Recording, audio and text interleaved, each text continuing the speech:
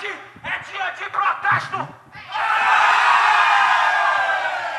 É assim que eu gosto. Hoje é dia de protesto. É desse jeito. Meus irmãos, irei instituir hoje o Dia Nacional, ou melhor, o Dia Internacional do Pastor.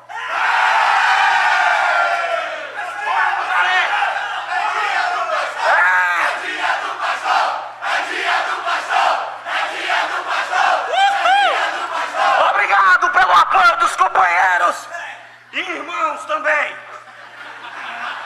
Hoje, como Dia Internacional do Pastor, irei falar sobre a valorização dos mesmos. Quantos de nós não estamos sendo valorizados dentro da nossa comunidade? Isso não pode mais acontecer, meus irmãos. Estão tirando o poder do pastor de ter a resposta final sobre as coisas da comunidade. Essa responsabilidade deve ser e deve continuar na mão do pastor. Hoje as igrejas só falam em delegar e entregar para as pessoas a responsabilidade que deveria ser exclusiva do pastor. Isso não pode mais continuar. Afinal, quando a gente chegar no céu, Deus vai cobrar isso é de nós. Deus não vai chegar para o irmãozinho e dizer: você é de que igreja, irmãozinho? Você que está em pecado, irmãozinho? Não vai ser assim, não. Vai ser para o pastor que Deus vai chegar e vai dizer: por que você deixou isso acontecer, pastor? Estão tentando tirar a liberdade do pastor de cumprimentar os irmãos quando entram e quando saem da igreja. Isso não pode ser mais assim, meus irmãos. Eu quero ter a liberdade de cumprimentar minhas ovelhas quando elas entram e quando elas saem da minha comunidade. Muito obrigado. É bom demais, pastor. Muito obrigado. Inventaram, vou dizer outra coisa. Inventaram um negócio do capiroto chamado escala de pregação. Isso. Quem tem que dizer se vai pregar ou não é o pastor. Não tem negócio de escala para dizer se o pastor merece ou não merece pregar, não. É o pastor que diz se está preparado ou se não está preparado. Eu protesto contra as igrejas que pensam desse jeito, meus irmãos. Protesto porque eu acredito que não pode ser desse jeito. E eu ainda vou dizer mais. Antes, as igrejas tinham uma política, um plano de carreira pastoral. A pessoa entrava na igreja como obreiro, se tornava pastor, logo em seguida bispo, daí apóstolo. Eis que está tudo errado. Aqui mesmo nessa igreja o pastor já nasceu bispo.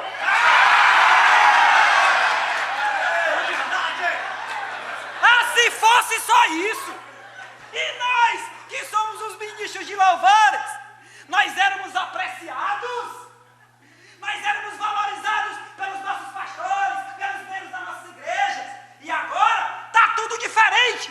Vocês precisam trabalhar o processo.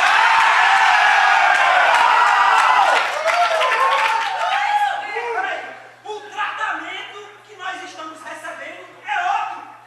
Estão trazendo uma garrafinha com água do bebedouro pra gente.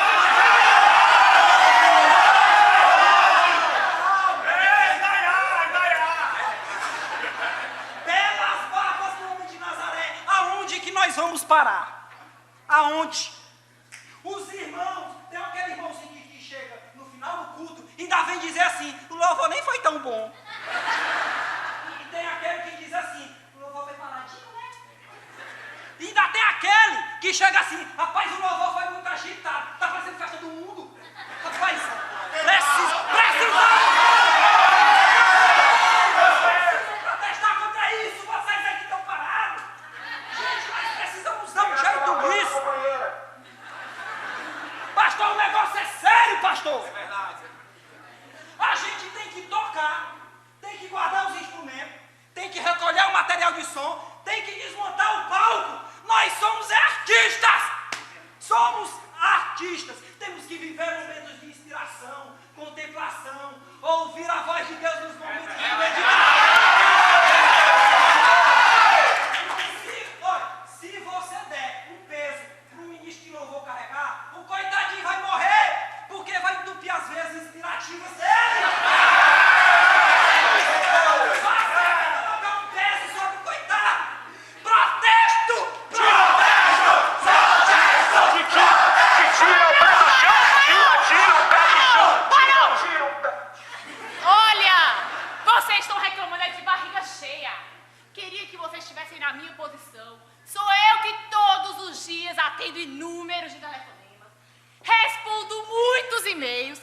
que ajeitar e providenciar cada coisa que os meus pastores pedem. E eu ainda aceito desaforo de membro maluco.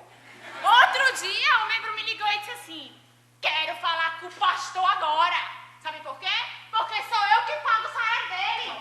Dá pra imaginar? Eu sofro demais, eu sofro. Eu precisava de uns feiras. Na verdade, eu precisava era de uma secretária.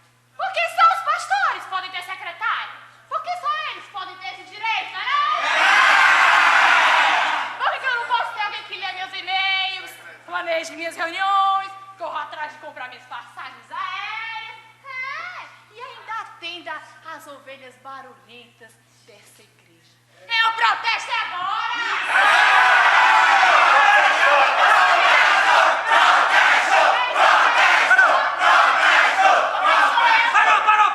Parou! Vamos agora direto para o sindicato dos ministros de confissão religiosa!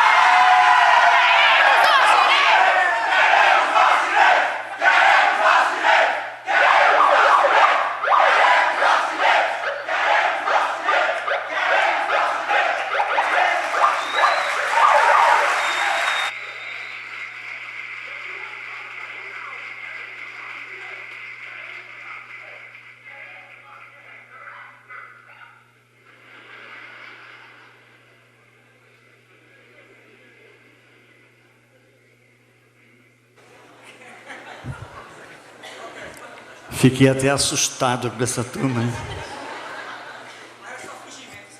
Eu não quero esse povo lá em São Luís, não. Gente, bom dia. Graça e a paz de Jesus com vocês. Eu acho que eu não falei ontem, mas eu sou de São Luís do Maranhão, Ilha do Amor.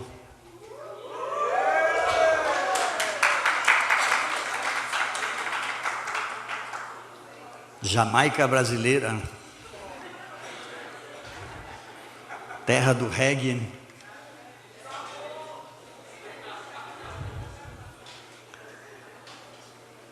Sou casado, tenho 3 filhos e 2 deles moram no Ceará. Um mora em Fortaleza, né? Outro mora em Juazeiro do Norte, terra do Padim e Pai de Cícero, né? E o outro mora comigo em São Luís mesmo. Bom, gente, nós vamos falar dentro desse tema sobre a simplicidade, né? Revolução da simplicidade. Eu quero pensar sobre algo que eu entendo ser extremamente necessário nessa volta, que na verdade é um caminho de volta, né? E não é um caminho fácil de ser caminhado, trilhado, até porque essas coisas que foram mostradas aqui, de fato elas existem, e tem muita resistência a essa caminhada. Por isso eu pensei em falar sobre a agenda do discípulo. Lembra que presta atenção que eu não falei sobre a agenda do pastor, a agenda do apóstolo, é a agenda do discípulo. Eu entendo que voltar a essa simplicidade, experimentar essa revolução, ela passa por adotar o modelo do homem perfeito que é Jesus Cristo, e voltar para Ele. Significa voltar para a agenda de Jesus. Não tem a ver com fazer o que Jesus fazia. Quando a gente pensa em agenda, as mentes mais estruturadas já começam a pensar em tarefas. Quais são as tarefas a serem feitas? E a pensar em classificar as tarefas em importantes, não importantes, urgentes, não urgentes, né? Então vamos fazer um planejamento de tarefas, o que nós precisamos fazer?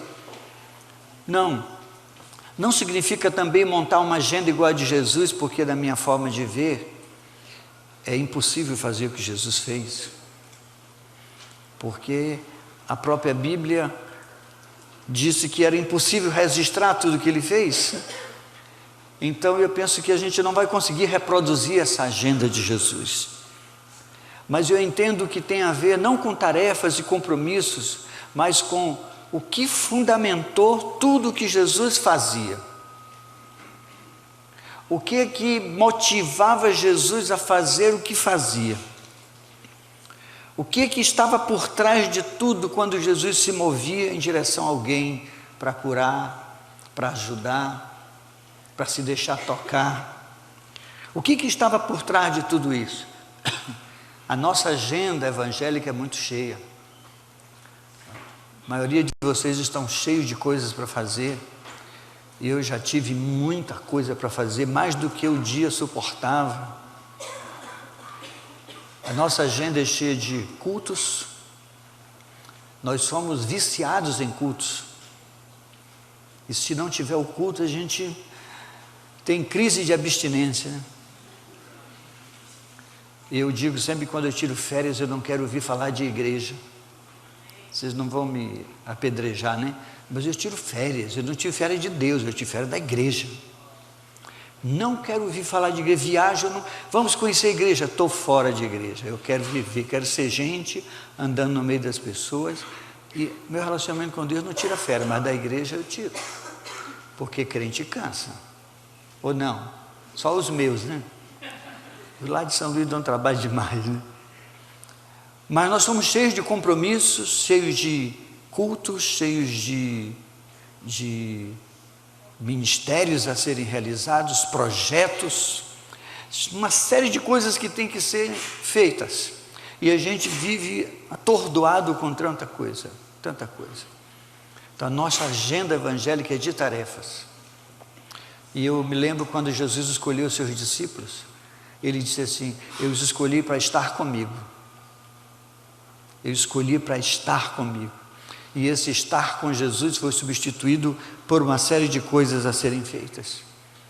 Então, voltar à agenda de Jesus tem a ver com voltar àquilo que fundamentou o que Jesus fazia. Perguntas.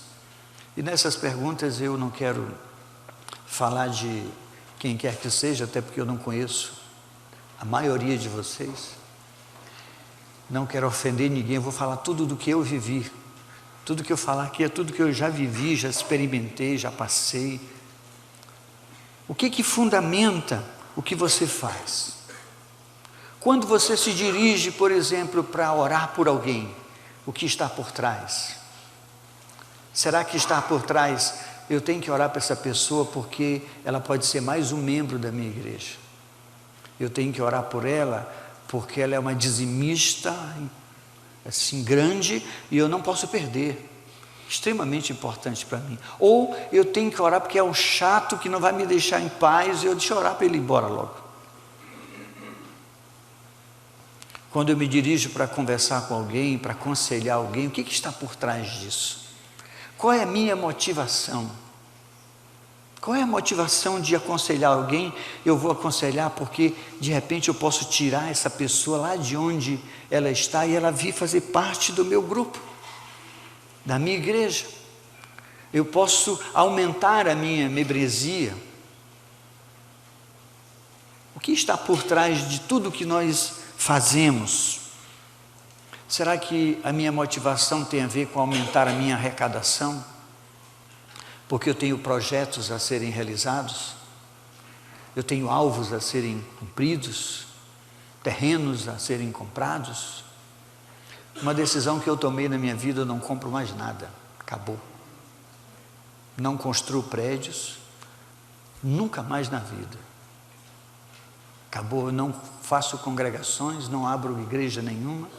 Isso são decisões de Tomás, né? Não precisa ser as suas. O que está por trás de tudo isso? De quando eu me movo a fazer alguma coisa? O que me move? Eu quero pensar sobre isso, tentando entender o que movia Jesus, o que norteava a sua agenda, o que o movia a fazer o milagre, o que o movia a tocar uma pessoa no meio da rua. E eu quero destacar dessa agenda de Jesus dois fundamentos só.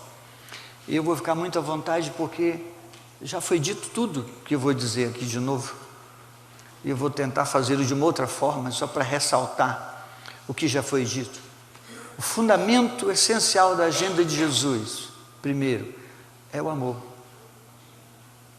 Jesus se movia por amor às pessoas.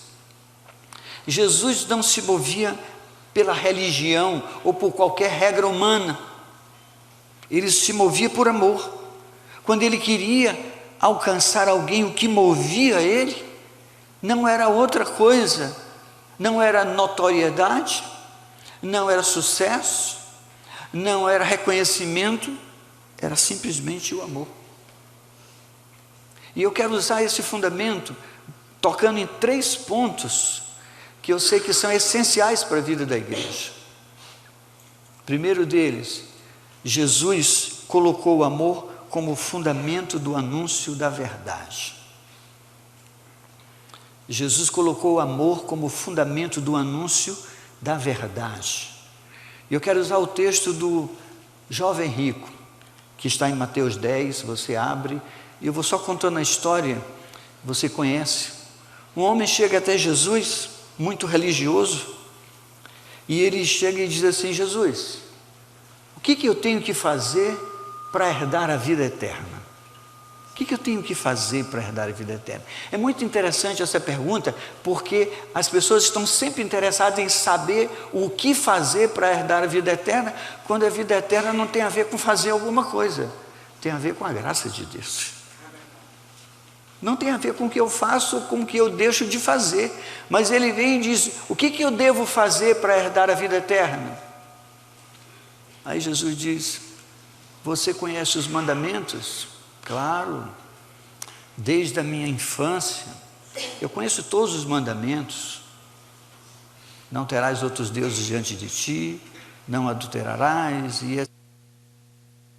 Então, Jesus disse para ele assim, olhou para ele, bem nos olhos dele, ia dizer uma palavra dura no coração daquele homem, ia tocar no ponto essencial da sua vida, o amor ao dinheiro.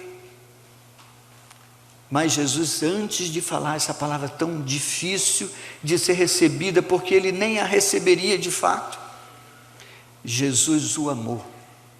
O texto diz: Jesus amou aquele jovem e depois de ter amado disse: vai, vende tudo que tem e dá aos pobres e você terá um tesouro no céu. Vai, vende tudo que tem. Uma palavra duríssima, duríssima, mas ele não a disse sem amor. Ele não trouxe a verdade de uma forma condenatória. Ele queria alcançá-lo. Ele queria trazê-lo para essa realidade que ele desejava, a vida eterna. Mas o texto diz que Jesus o amou. Falou a verdade, mas falou a verdade em amor. O evangelho que saía dos lábios de Jesus não era um evangelho de condenação. E uma das coisas que mais se vê hoje, vejo, pastores, eles estão vociferando o evangelho. O evangelho sai com raiva, a veia do pescoço incha, e eles gritam desesperadamente, um evangelho que condena, que coloca as pessoas no inferno. Não há graça nas suas palavras, nem nas palavras certas. Com a vida, com a prática, mas ainda assim, tudo que sair dos nossos lábios, pastores, tem que sair com graça e com amor. E não como condenação, até porque nós não somos juízes. Quem nos colocou na posição de julgar A, B ou C? Você sabe quem estará no céu e quem estará no inferno? Eu não sei. Você sabe, eu quero estar. Eu quero ter a grata surpresa de dizer assim: você chegou. Eu? Graças a Deus entrei. Você entendeu? E não ficar apontando o dedo e dizendo aquele ali vai, aquele não vai, aquele está ali, aquele não está. O evangelho que tem que sair dos meus lábios e dos seus tem que sair com graça e com amor, com respeito às pessoas. O que a gente vê hoje é gente falando até o evangelho, mas sem a mínima graça. Como nós podemos dizer que Deus as ama Como podemos dizer que Deus ama o pecador? E inventamos uma frase bonita: Deus ama o pecador e odeia o pecado. É uma frase linda, bonitinha, mas ela é nojentinha. Porque ela não traduz esse amor de verdade. Deus ama o pecador do jeito que ele é. Afinal de contas, Deus nos ama como somos e não como deveríamos ser. Porque, segundo Brené Manning, nós nunca seremos como deveríamos ser. Então é preciso nós, que somos esses instrumentos de Deus, essa responsabilidade de ensinar o Evangelho, que o façamos com graça e com amor. Eu não me vejo em condições de condenar ninguém. Nós somos chamados para amar todas as pessoas, e não somente aquelas que fizeram uma confissão de que Jesus é o Senhor das suas vidas. Esse jovem, ele não recebeu o Evangelho de Jesus. Quando Jesus disse para ele: vende tudo que tem, ele ficou muito triste e foi embora, porque ele amava o dinheiro, mas Jesus o amou. Então nós não somos chamados para amar somente aqueles que são do nosso gueto evangélico. Nós somos chamados para amar todas as pessoas, porque a nossa mensagem sem amor, ela é irrelevante. Pode ser certinha, bonitinha, mas ela é irrelevante sem amor. Você já pensou nisso? Que você pode estar vacinando as pessoas contra o amor de Deus? Como você prova que Deus as ama? Como? Qual é a prova de que Deus ama a pessoa? Só existe uma possibilidade na minha forma de ver: é se eu a amá-la. Se eu não a amá-la, ela não vai experimentar o amor de Deus, porque Deus ama através de nós. É a única possibilidade. Como você prova que Deus existe? Alguém tem alguma prova empírica que Deus é real, existe? Você pode tocá-lo, você pode abraçá-lo, como algumas músicas querem fazê-lo. Como? Impossível. Nós só provamos se Deus existe, se Deus foi visto em nós. Se Deus for visto em você, pastor, pregando o Evangelho, esse Evangelho sai com força de verdade. Ele vai atrair as pessoas. Você já viu algum Jesus condenando alguém na Bíblia? Jesus foi duro com a religião. Ele seria duro hoje com os pastores, com os líderes e com os pecadores. Ele sempre foi amável com a mulher samaritana, com a mulher apanhada em adultério, com Zaqueu, com Judas, amigos. O que tem que fazer, faz logo, amigo. Com Pedro, que negou. Agora, com a religião instituída, hipócritas, ele era duro, porque de fato a religião, ela tem sido uma desgraça na vida das pessoas. O amor tem que ser o fundamento da pregação do nosso Evangelho.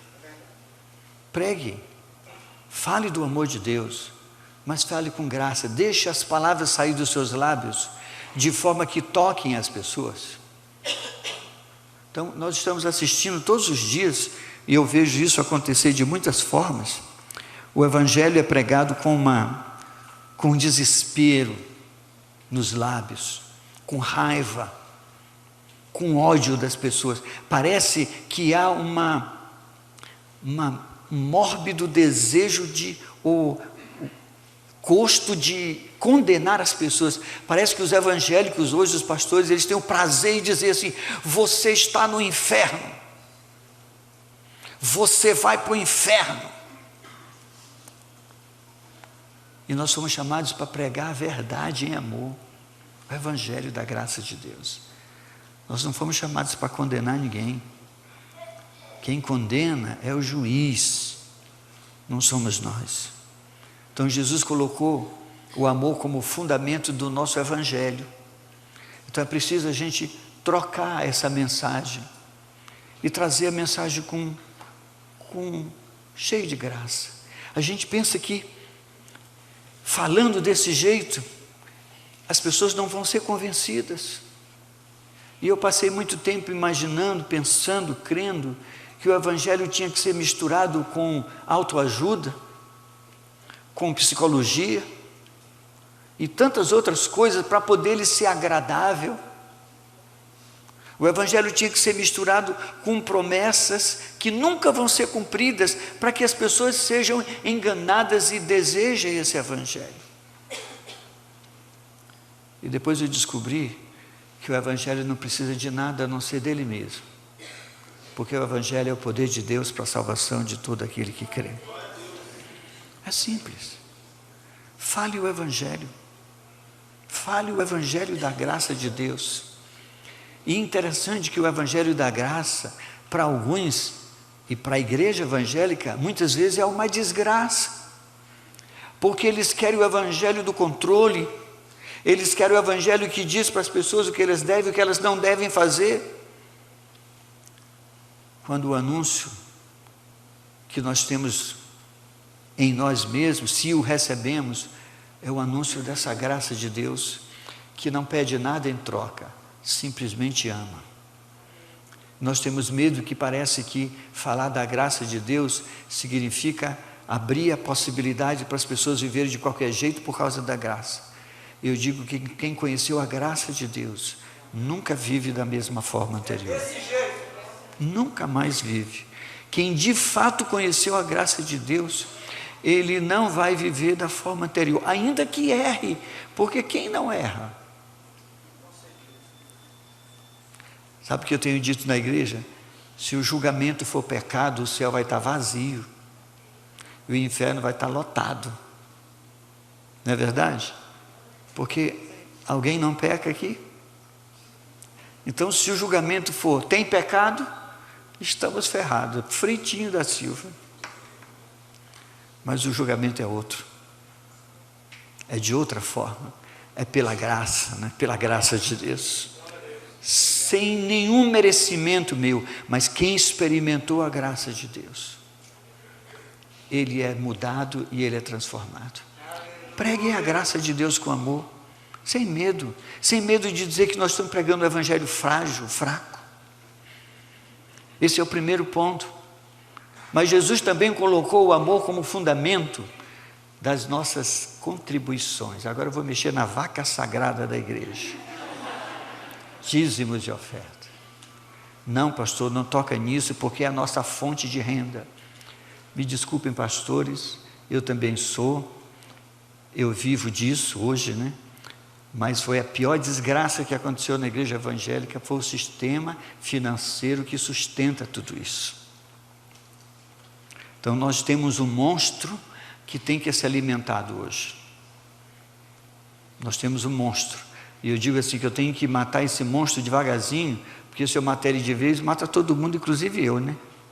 Então a gente vai dando doses homeopáticas para ele ir diminuindo a força. Só que Jesus entendeu a forma de dar e a forma de contribuir com base no amor. E os fariseus, os religiosos, está registrado em Marcos 7, capítulo de versos de 9 a 13, eles transtornaram isso, eles torceram isso, porque eles diziam o seguinte: o que eu tinha que dar aos meus pais, então eu dou de oferta na igreja.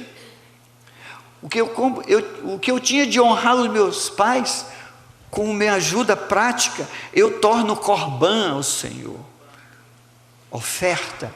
Então eu não tenho mais obrigação de amar os meus pais e de ajudá-los, porque agora eu estou fazendo algo muito mais importante, que é dando dinheiro na igreja. E Jesus vem e diz: olha, vocês estão torcendo o princípio de Deus em favor das suas tradições. O que eles estavam dizendo é que a regra de dar é mais importante do que amar. Cumprir os rituais, as obrigações da minha igreja é mais importante do que amar. É isso que ele estava dizendo em outras palavras. Eu prefiro não deixar de ser dizimista, e para poder não estar à mercê do devorador, tenho medo do diabo, então por medo do diabo, eu deixo de amar os meus pais. Não é uma coisa louca? O problema é que nós temos medo de ensinar as pessoas a darem, não por medo do devorador. Eu não entendo esse princípio, eu não sou teólogo, posso falar minhas besteiras, né? Eu não entendo esse princípio de que o devorador só ataca os crentes. Ele não ataca o descrente. Você já prestou atenção? Que o descrente está prosperando e não dá dízimo, mas o coitado, miserável do crente, que deixou de dar o dízimo por causa de um sufoco, e o devorador fala: agora você não deu, né? Então eu vou te arrebentar. Eu não entendo isso, não consigo. Não consigo entender. Se você entende, me ajude, porque não dá para eu entender isso. Eu até brinco que o devorador não ataca o Ike Batista. Pega este miserável lá que tem dinheiro demais, né? E a gente fica ensinando as pessoas a darem por medo, não é não? Por medo, por controle. E o crente fica aqui desesperado, quando nós devíamos dizer assim para eles: dê por amor, dê por gratidão, dê por generosidade, não dê o que você não tem, dê conforme as suas posses. E hoje é dê por fé, faça um cheque pela fé, e é o cheque Apocalipse, breve voltará. É cheque gospel.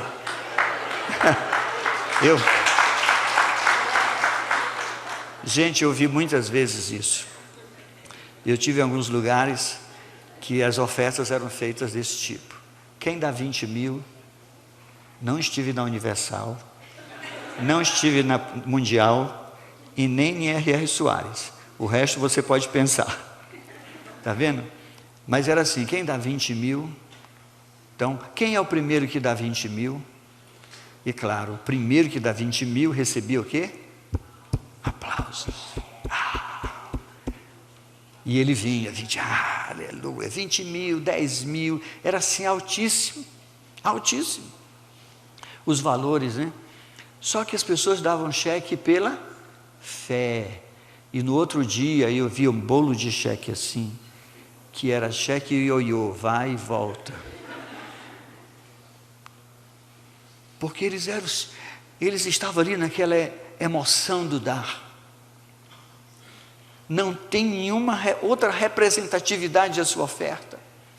A sua oferta não tinha alegria, a sua oferta não tinha amor, a sua oferta não tinha nem as suas próprias posses. Tinha assim o desespero de dar para poder receber amanhã 100 vezes mais. Mas Jesus ensina que as nossas ofertas, para terem relevância, elas precisam vir untadas de amor, ainda que seja tão pouco.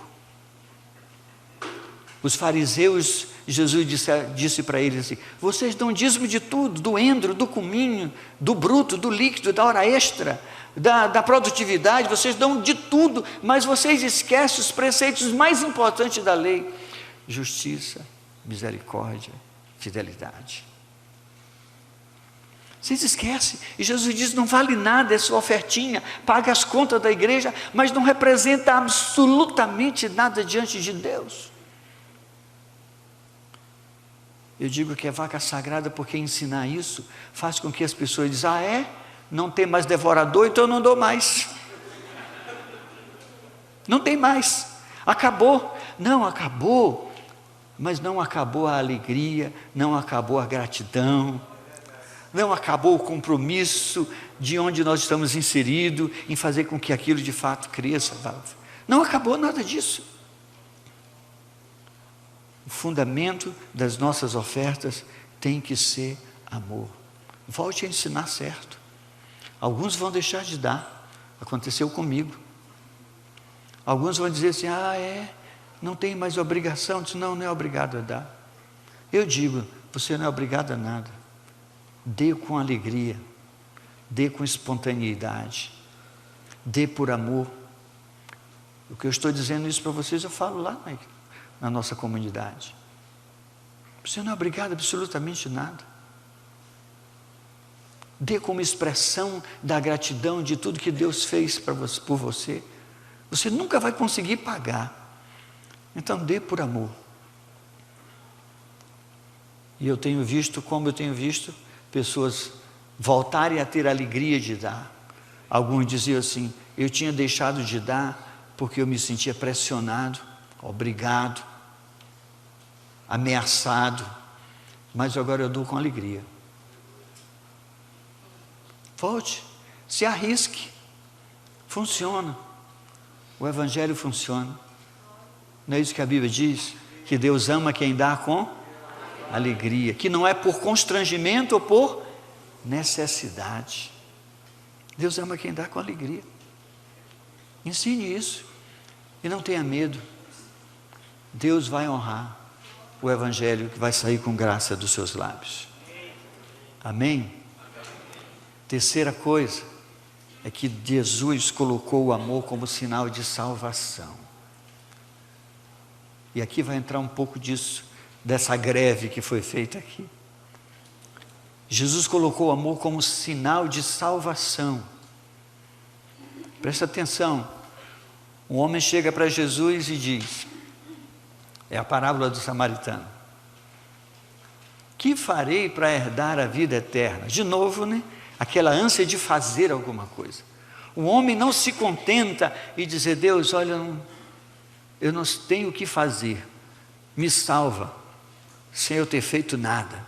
Não, nós queremos fazer alguma coisa. O que farei para herdar a vida eterna? E Jesus diz assim: o que diz na tua lei? Está escrito isso em Lucas 10. Como é que está escrito na lei de vocês aí? Ele diz assim: olha, a lei diz que é para amar a Deus acima de todas as coisas e ao próximo como a si mesmo. Aí Jesus diz: ah é? Então vai e faça. Ou seja, a vida eterna tem a ver com amor a Deus e amor ao outro. Você já prestou atenção? Que não está atrelado a qualquer outra coisa. Se está atrelado a amar a Deus e amar o próximo. Não está atrelado, me desculpe os teólogos, a uma confissão labial de que Jesus é o Senhor. Porque o que Paulo diz não é uma confissão labial, é uma confissão coracional. Quem confessa com a boca e crê no coração. Se não tiver esse coração, os lábios não é nada. Porque o que tem de gente falando que Jesus é o Senhor, e ele diz assim: vocês me dizem Senhor, Senhor, mas não fazem o que eu mando. Então não tem a ver com isso. O sinal de salvação, o sinal de que eu sou e que você é se nós amamos a Deus e o outro.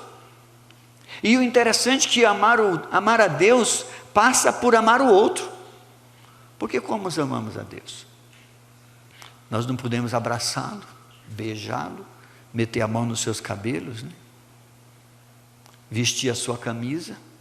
Vamos ter uma música aí que a moça quer vestir a camisa de Jesus. Não tem a ver com isso, tem a ver com amar o outro.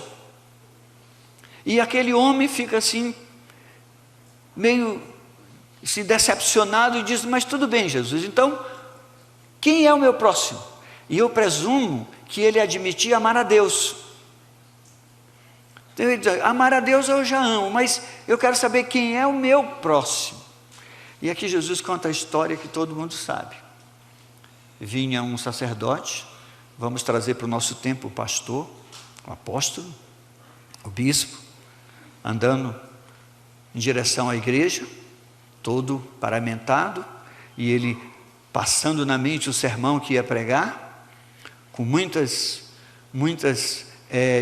exemplos, e ele dizendo: hoje vai ser uma bênção, hoje vamos converter X pessoas, a arrecadação hoje vai ser muito boa, eu estou animado para este culto, e vamos andando. De repente tem uma pessoa na rua, deitada no chão, e ele olha para aquela pessoa e diz: não posso parar, o que eu vou fazer a tarefa que eu vou fazer muito mais importante do que parar para ajudar esse homem. Afinal de contas, eu vou pregar o evangelho. Afinal de contas, tem uma congregação, uma multidão me esperando, o auditório está lotado, eu não posso chegar atrasado. O sacerdote não podia tocar porque o homem podia estar morto, ele se tornaria impuro, não podia nem ir para o templo. Então, eu não posso me envolver com esta pessoa. Eu não posso me envolver com ela. E ele passa de largo, porque ele considera a tarefa de pregar o evangelho mais importante do que amar aquela pessoa. Ele considera de que a sua agenda é mais importante do que amar aquela pessoa. Não é assim que acontece conosco?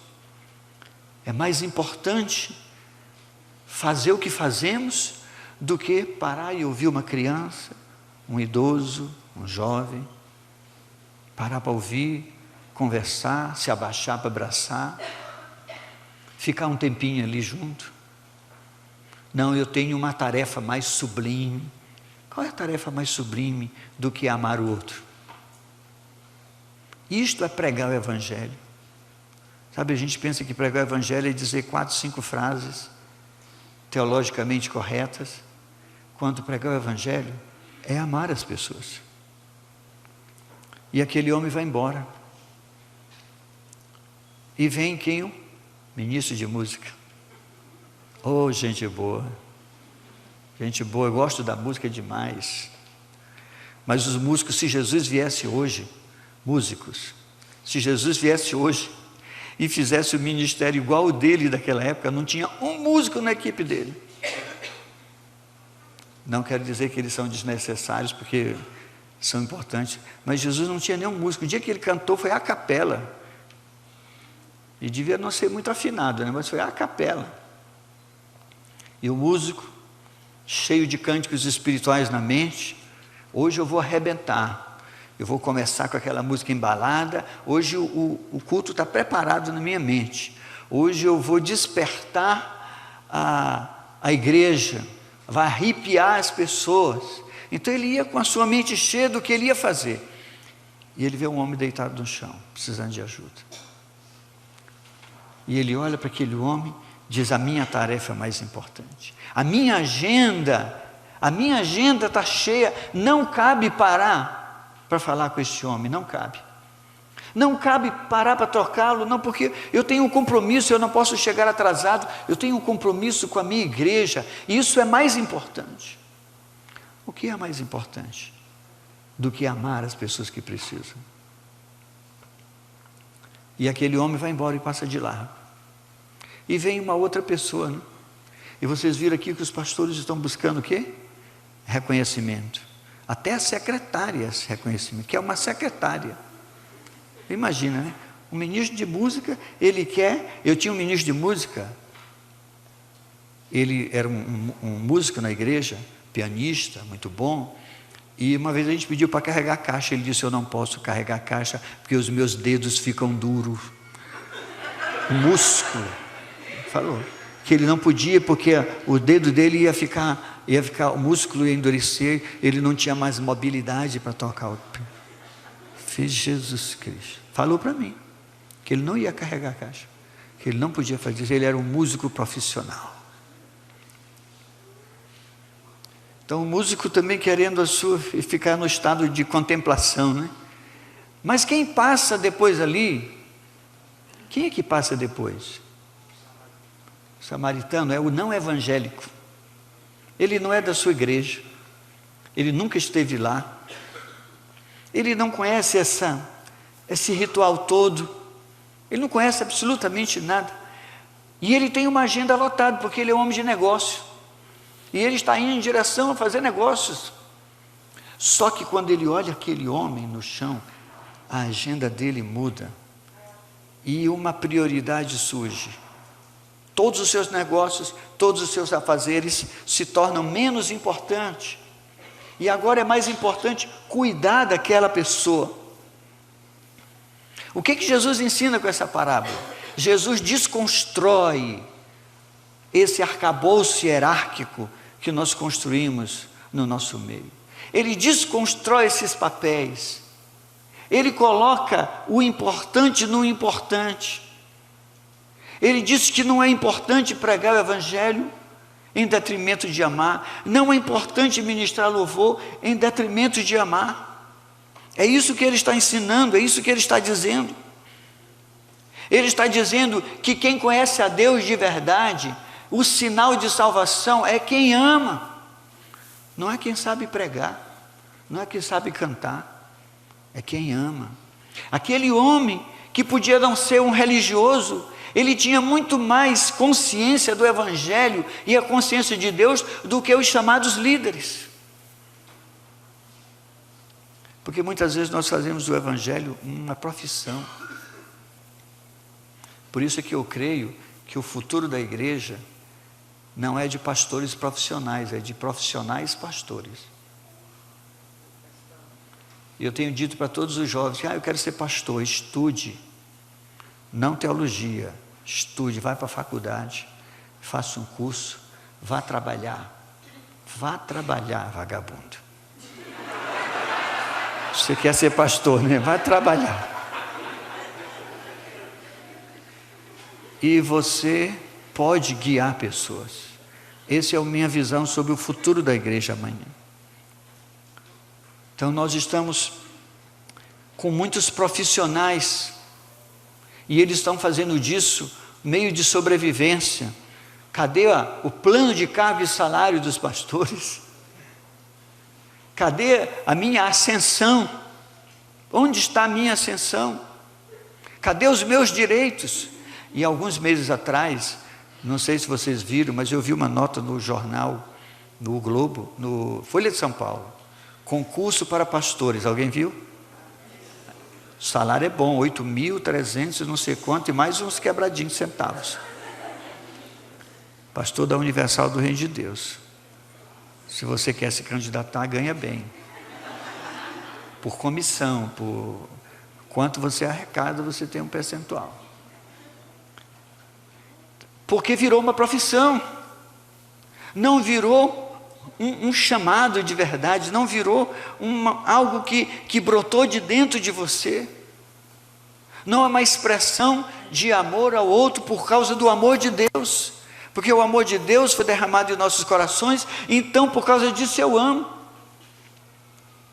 E entre ajudar alguém, entre amar alguém e ter que fazer algum ritual da minha religião, eu prefiro esse aqui. E Jesus vem, ele desconstrói esse papel. Sabe por quê? Porque nós estamos nos transformando em um título que anda, em uma função que anda. Nós somos pastores, bispos, apóstolos. Nós deixamos de ser discípulos, de ser gente, de ser igual a todo mundo, e passamos a ser um ser muito importante. Nós queremos dar espetáculo. Nós sofremos essa tentação o tempo todo, de ser um espetáculo, de ser o showman da igreja, em detrimento das pessoas que estão precisando.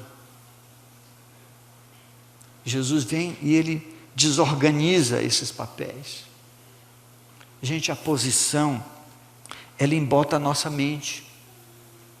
Ela embotou a minha, com certeza está embotando de alguns, achando que é muito maior do que os outros, achando que é melhor, e achando que está acima do bem e do mal, achando que ele de fato pode ser um para-raio dos problemas dos outros, que ele pode ser essa famosa cobertura espiritual,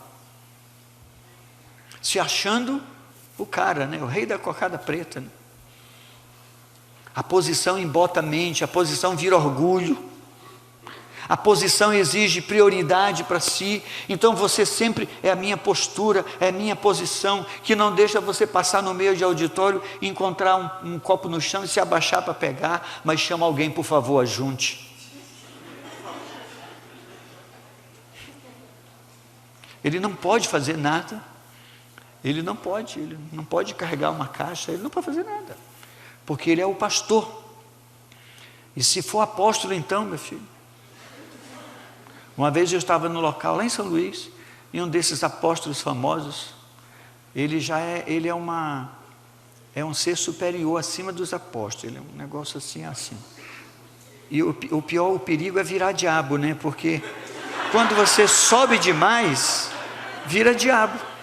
Não é assim, não foi assim que Lúcifer virou diabo, querendo ser Deus? Então os caras estão subindo, daqui a pouco ele bota a mão para trás.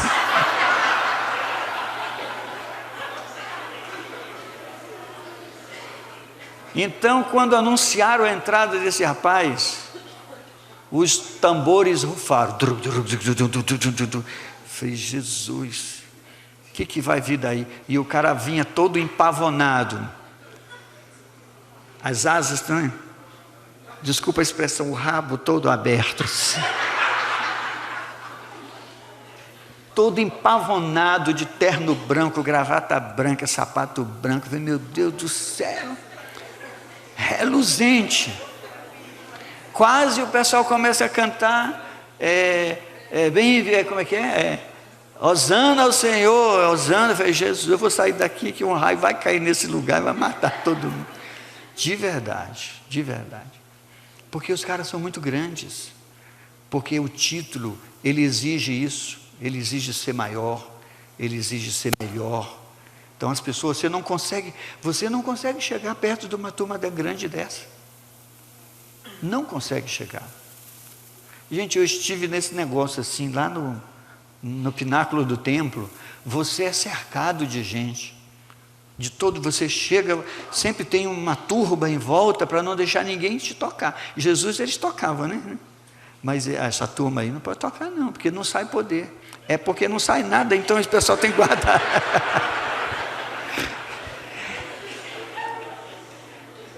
Já sabe que não sai, não deixa ninguém me tocar, porque não vai acontecer nada mesmo. Então faz de conta que tem.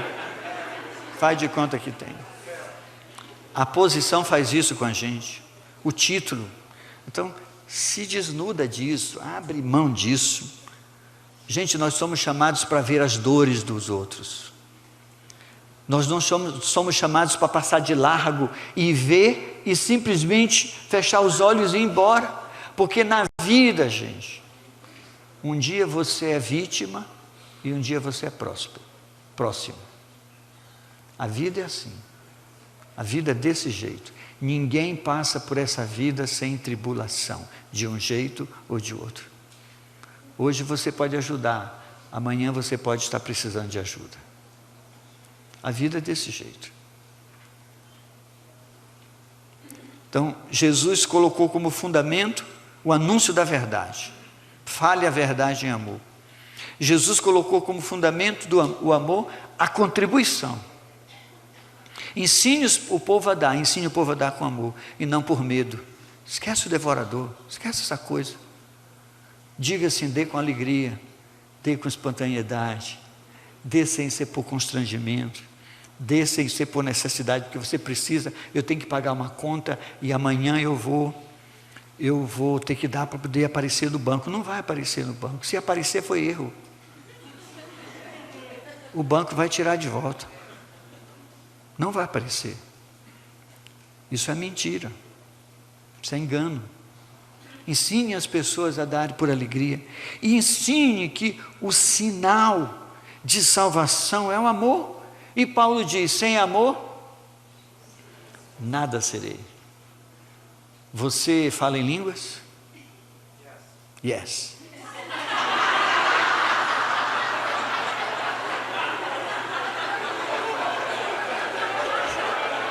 Ele falou em línguas, né? Yes.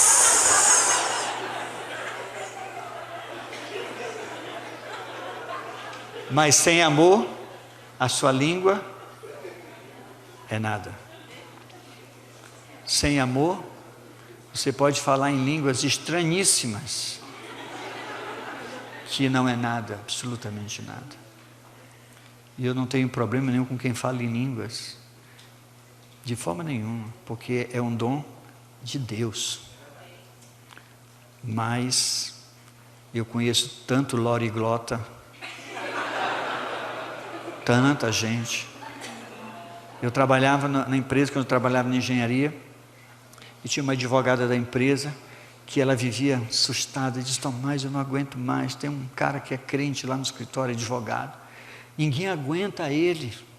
Ele chega no escritório, ele entra no escritório cedo, abre a Bíblia e começa a salmodiar, e depois ele começa a falar um monte de coisa estranha que ninguém entende, de mão para cima, e todo mundo apavorado com aquele maluco. Depois que ele fecha a Bíblia e que ele vai atender as pessoas, ele trata mal, não respeita ninguém, ele abusa da sua autoridade. Ela diz: tem alguma coisa que não bate, tem alguma coisa errada. Sem amor, nada serei. Você dá dinheiro para os pobres, sem amor, de nada adianta. Você profetiza? Ah, profetas, eis que eu te digo: vai e não voltes mais.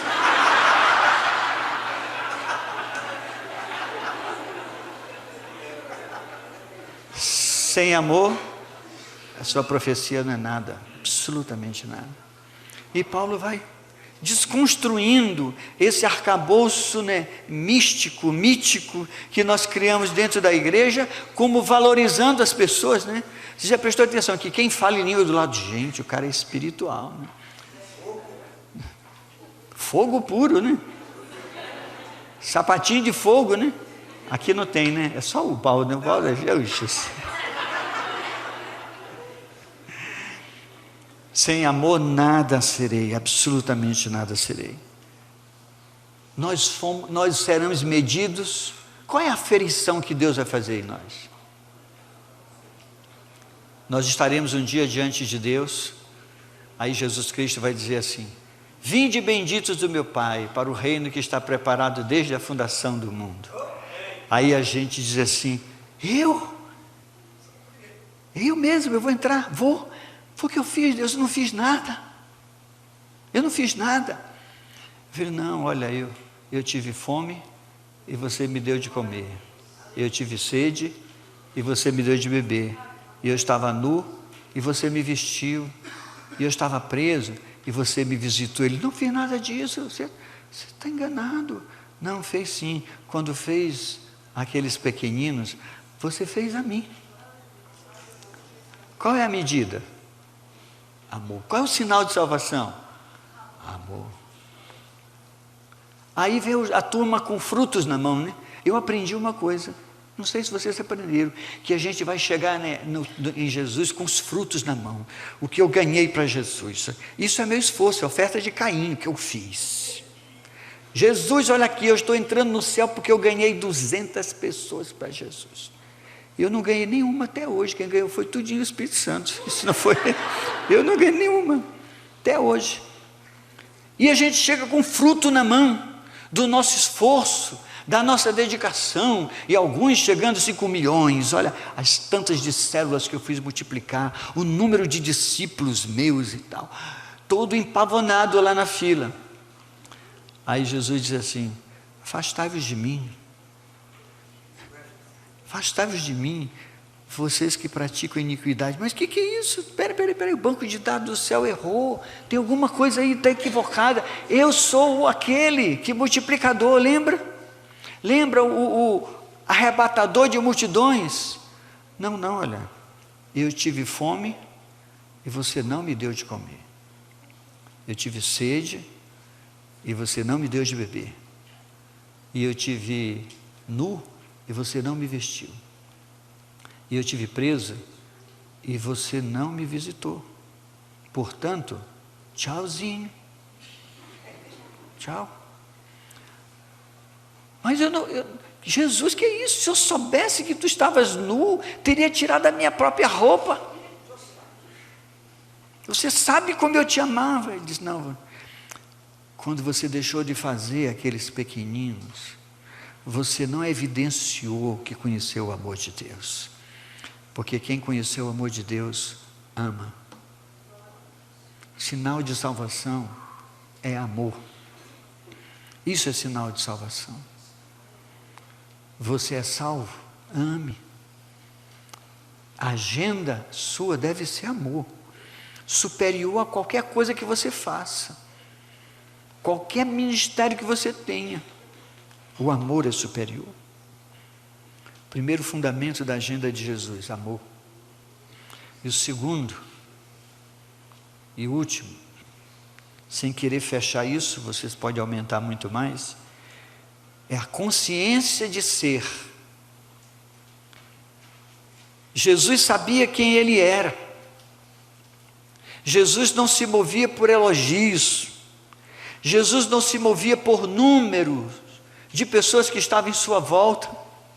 Eu acho interessante, Jesus, é especial, ele está com seus discípulos, 120 mais ou menos, e ele prega um discurso duríssimo: quem não comer da minha carne e não beber do meu sangue, não tem parte comigo. E esse discurso foi tão duro que as pessoas ficaram assim: o que é isso? Que nova teologia é essa? Canibalismo? Vamos sair daqui. E olha, foram embora, e Jesus fica só com seus 12, e ainda vira para eles e diz assim: e vocês também não vão embora? Se fosse a gente, diz, pelo amor de Deus, não vai, não deixa só, eu tenho que pagar a conta no final do mês, não vai não. E Jesus diz: e vocês não vão embora? Porque ele não estava muito preocupado com o número de pessoas que estavam com ele. Ele não se movia por elogios, ele não se movia por multidões, ele não se movia por números, por posição, ele se movia por quem ele era, ele sabia quem ele era. Filipenses mostra que ele era Deus, mas como ele havia assumido a forma humana, ele seria. Então ele desce até o mais profundo e morre por causa de nós. Mas ele não toma como usurpação, como o texto diz, ser igual a Deus. Então ele assumiu a forma de servo e morreu por nós. Em determinado momento, porque Jesus sabia quem ele era, ele faz trabalho de escravo. Pastores fazem trabalho de escravos, pequeno, simples. Não, ele é o pregador. Ele é o pregador, o microfone tem que estar na mão dele, ligado. Porque se não estiver ligado, ele... Nós passamos uma situação lá em São Luís muito vexatória. Eu levei uma pessoa muito conhecida no Brasil, muito conhecida, e ele estava pregando, e o celular tocou. E o celular tocou insistentemente. E a irmãzinha, gente, que foi a primeira vez que tinha ido na igreja lá, ela não sabia o que fazer, metia a mão na bolsa. Sabe, põe a bolsa de mulher, a gente encontra tudo, menos o que quer. Você já tentou encontrar alguma coisa em bolsa de mulher? É um desafio, é um desafio. E aquilo não é bolsa, é uma sacola, né? E você vai... Gente, você viaja por dentro, né? E ela mete a mão e o celular não aguenta, não encontra o celular, e o celular tocando. Gente, e já veio 2, 3 pessoas em cima ajudando, tentando desligar o celular, meu filho. E nada. E o homem, muito importante, né? Muito importante, virou e disse: não é possível continuar assim. Tomás, acabou. Ele parou a mensagem no meio. Foi horrível. A igreja ficou assim. Eu não sabia o que fazer, né? Eu falei: meu Deus, o que está acontecendo? O que é isto? Ele parou a mensagem no meio. Desse jeito não dá para continuar. Parou, fechou a Bíblia e sentou. Foi embora. Aí pega o microfone e disse sem graça: gente, sabe, desculpa e tal. Foi mico total. Mas ninguém pode tocar um celular que o pessoal diz na igreja: vamos chamar fulano. O cara é muito importante. Muito importante. Ele nunca foi lá, ele não conhecia ninguém. Ele podia ter uma outra atitude, porque ele era muito importante. Se ele fosse gente como outro qualquer, ele dizia: meu irmão, vamos ajudar a irmãzinha aí, que ela está com dificuldade, leva na brincadeira e passa. Mas ele era muito importante. Muito. Talvez alguma coisa lá no interior da vida dele, que deixa uma autoimagem muito ruim, pequena, negativa, fez com que ele naquele momento se tornasse o melhor de todos e se tornou o pior de todos. Porque ninguém quer ouvir falar dessa pessoa por lá, ninguém. E ele e a gente boa crente, é um cara sério, mas ele deu essa mancada legal. Jesus serviu como escravo, sabe como? Ele foi cear com seus discípulos. Quem lava os pés, naquela época, quem lavava os pés era escravo, não era qualquer pessoa. Aí Jesus tira a sua túnica, põe uma toalha e vai e lava os pés dos seus discípulos. A pergunta é: por que Jesus fez isso? Um trabalho inferior, vamos dizer assim. O texto de João 13 diz assim: porque ele sabia de onde viera e sabia para onde voltaria, e sabia que Deus tinha colocado todo o poder nas suas mãos, ou seja, ele sabia exatamente quem ele era, e o que ele fazia não diminuía em nada o que ele era.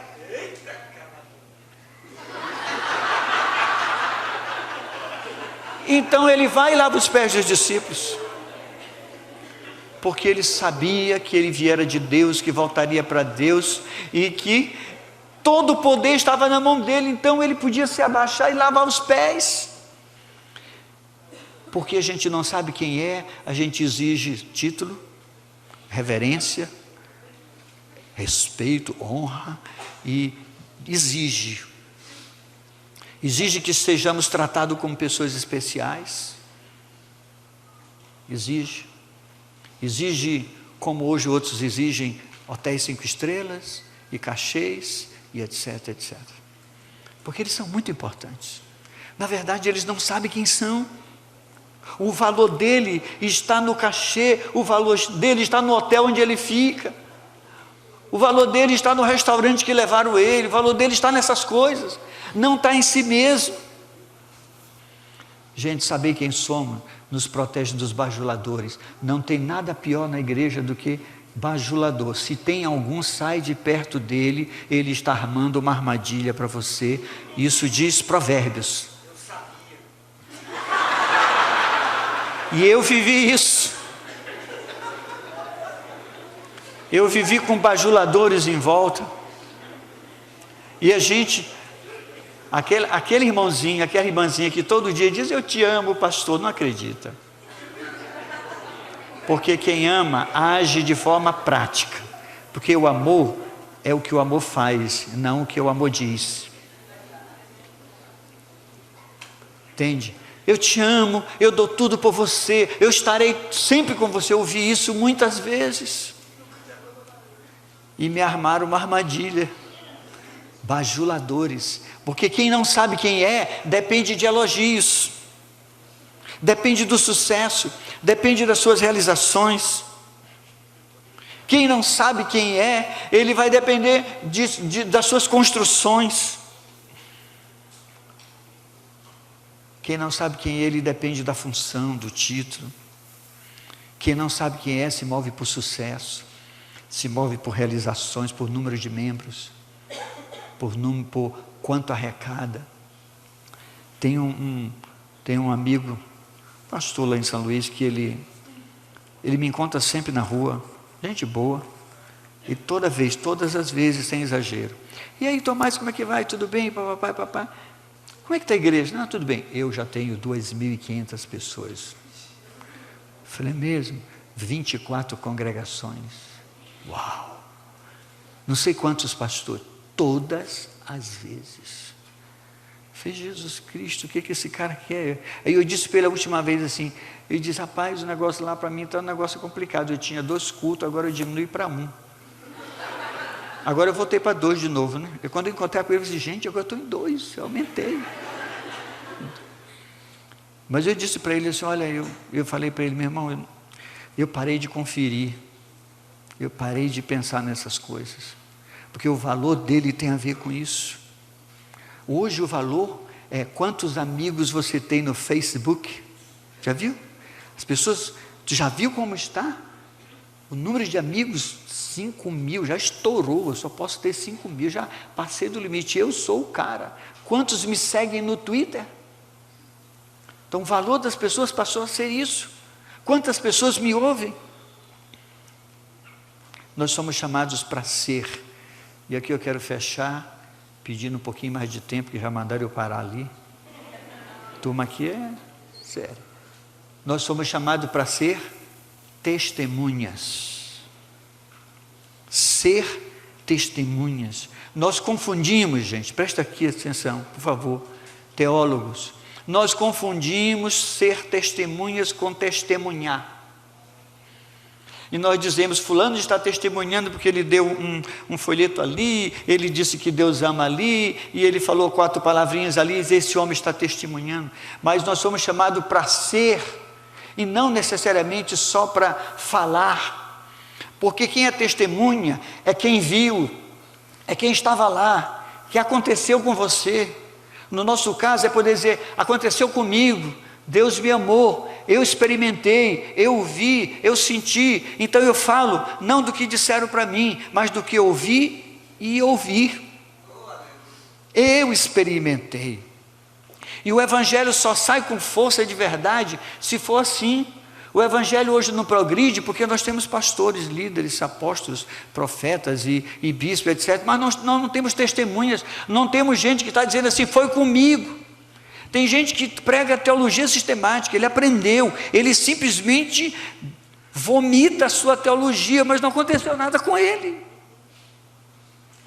Ele vai para lá e prega o seu sermão muito bem elaborado, muito bem pensado, mas ele não experimentou, não é verdade dele, é verdade do comentarista. É verdade do livro que ele leu, mas não é a sua verdade. Você foi chamado para ser. E não é para dizer que é, não é para parecer que é. Quem é testemunha não busca a palavra para pregar, ele busca a palavra para ser cada vez mais parecido com Jesus. Para ser. E quando quem é testemunha fala, o Evangelho sai com verdade. Ele não sai com teologia. Vocês já ouviram pastores que são lindos o que eles falam? Lindo. E a gente ouve e diz, o que eu faço com isso mesmo? Já ouviram alguém? Lindo, maravilhoso, mas não serve para mim. E vocês olham, ouvem um simples, dizendo lá como o Armando falou do catador de lixo, eu não sei o ler, e ele fala palavras que tocam a sua vida, porque é verdade dele, saiu como verdade, não saiu como teologia. Pastores, volte para a palavra, volte para lá e só pregue quando aquilo for a sua verdade. Se não for, deixa outro falar, porque senão a sua mensagem ela é vazia, ela talvez arrepie alguém, mas ela não muda as pessoas. Por que não há verdadeiro crescimento na igreja? Porque a palavra é pregada, a teologia é exposta, só, não há verdade. Não é verdade que sai de dentro de você. Sabe como eu aprendi a produzir crente? Vocês querem saber como é que se faz uma igreja crescer rapidinho? Alguém quer? Eu sei que vocês querem. Mas eu vou ensinar vocês a fazer. Eu fiz isso. A gente faz assim, prega qualquer coisa, diz qualquer coisa. No final, manda as pessoas ficarem em pé, põe a mão no coração e repete comigo aí. Senhor Jesus, eu abro o meu coração e eu te recebo como o Senhor da minha vida. Baixa a mão. Quantos fizeram essa oração pela primeira vez? Vai levantar um monte de gente. Aleluia, converteu. Vem à frente, tudo convertido novo. 10, 20, 30. Eu fiz isso muitas vezes. Muitas vezes. Crente produzido industrialmente. Fábrica de fazer crente.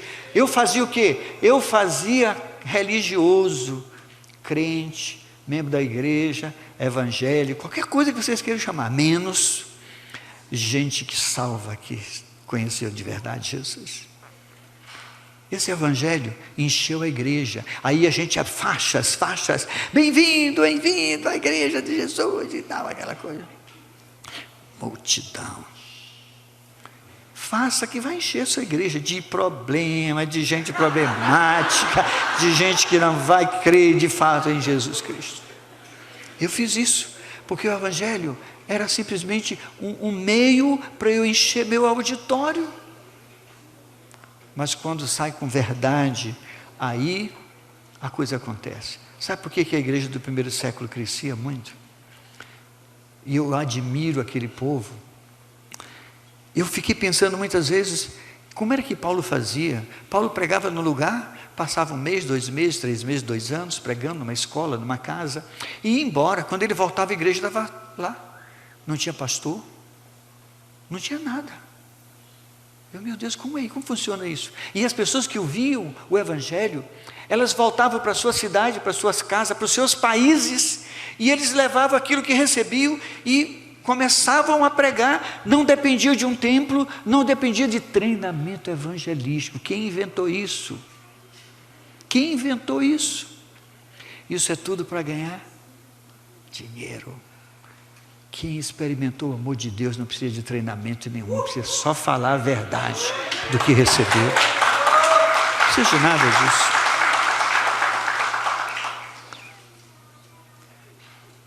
Eles recebiam o Evangelho de quem pregava como testemunha.